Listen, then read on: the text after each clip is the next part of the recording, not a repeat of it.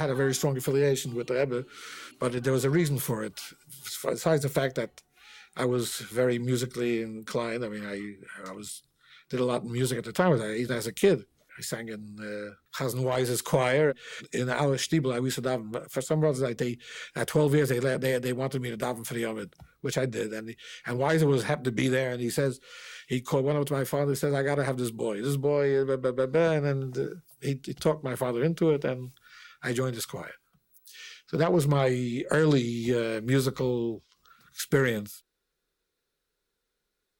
Shabbos afternoon, after davening, the person that the Rebbe was staying by invited a few people to come to eat the Shabbos meal together with the Rebbe. He was sitting at a table, and in the back of the table there was like a little couch, like I'm sitting on right now. And on the couch I found a book called La Chassidim Mizmor.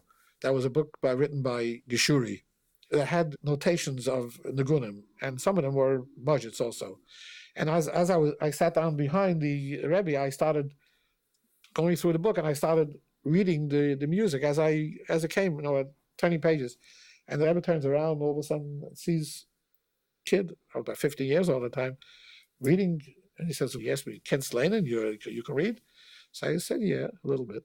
He says, let's hear some more. So I kept on going, one thing after another, and he recognized they're all his niggunim, so he was very, very happy about it. He asked me to sing. At that point, he wanted to share a malos by the end of the meal, which I sang. I was very nervous, and I sang it as fast as I can, just to get rid of it. So he gave me a lesson in how you're supposed to sing, and you're supposed to sing like a choo-choo train, but like a zege, so it's like a tick-tock, tick-tock, tick-tock. You're not supposed to, he says, you're not supposed to go choo, choo, choo, choo, like that. He just actually imitated how a choo-choo train goes. That was my first Modzitzer lesson. Being that the Rebbe himself, who was a composer, could not himself notate because he never studied the musical theory or everything else. I mean, although he had somewhat of a hasaga, somewhat of an idea of what it was all about, because if you had one of his pieces notated, he would be able to differentiate between one and the other. He said this niggun is that and this thing is that. So he did have some sort of hasaga about it. However, he could not notate on his own, so I was the one to do all the notations for those compositions that were composed here in America. Of course, those that were done in Poland, many of them were notated already. Many were not. Many were lost. Modzitzer was well known in America even before the war. How? I mean, there may have been some Hasidim that came here, or I have to remember that Modzitzer was sung in all Hasidus practically. It was there were only a few Rebbeim or a few Hasidus that were composing before the war. You can actually practically name them on your fingers, 10 fingers. You have Bobov, which had a lot of niggunim. You had Melitz, which had a lot of niggunim. You had the Robchitz descendants, were all composers. So, but there were very few. And those niggunim spread around to all the other Hasidus. So all in all, about 12, 13 recordings. The third of the LPs was different than the first two, because the third basically features your own music. It was recorded around 1961. 1960, and it has nigunim that are probably the most famous of your compositions. Probably. Mizmor LeDavid.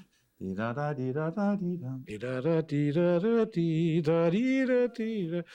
LeDavid came in one spurt, and that's the way it is. The best way it was composed, that's the way it remained. It was made on Shalashudis in Haifa in 1946.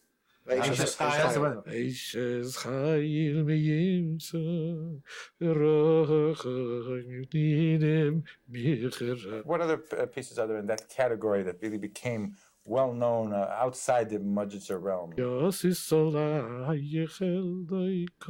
just had a wedding 2 weeks ago, and it's part of the repertoire now. What does the word niggun really mean? Nobody knows. That's what I'm asking. Melody, actually. It means melody. Well, today, to us, it means melody. Yeah, well, that's so anything that has a shaykhus to a melody, it could be called a niggun. I mean, anybody that's attuned to Hassidic nigina can tell when they hear a niggun, they'll say, "Well, this sounds like a bobova." or this sounds like a Modzitzer. There was a certain style that you see throughout all the niggunim. You have different styles of singing among the Polish, those that come from Poland, among those that come from Galicia, those that come from Hungary. There are different expressions that the Hasidim used. So when you listen sometimes to Hasidim singing, you can tell between the way they express themselves where they actually come from. What syllables do they use in Chabad, Lubavitch? Chabad use a lot of ay. Yes, the Chabad is really ay.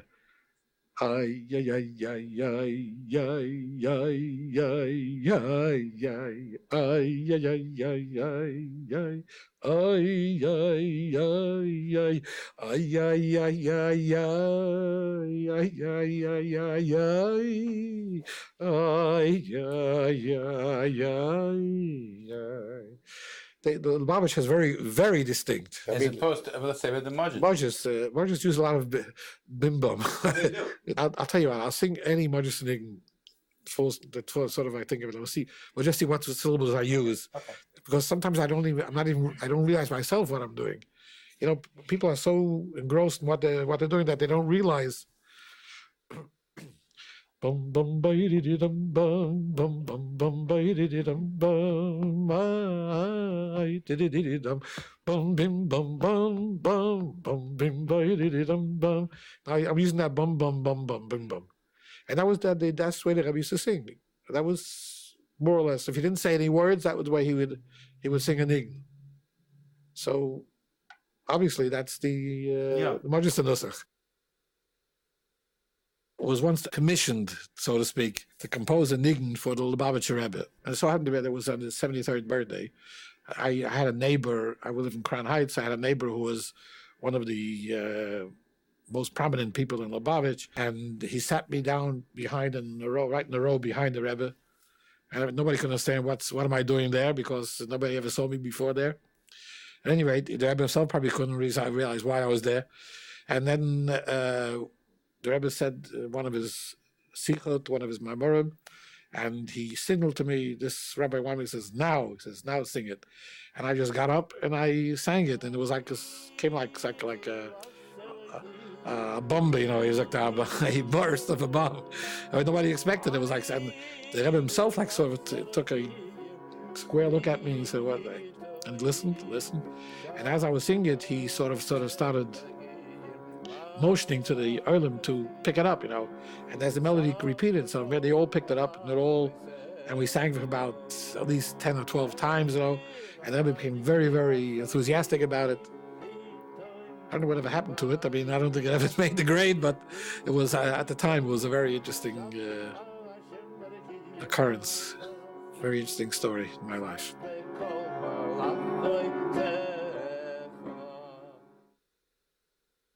To compose a melody or compose any kind of song, there's supposed to be some sort of emotional reason for it. It doesn't come out of the clear blue. I mean, you have to have a certain kind of way you feel at a certain time.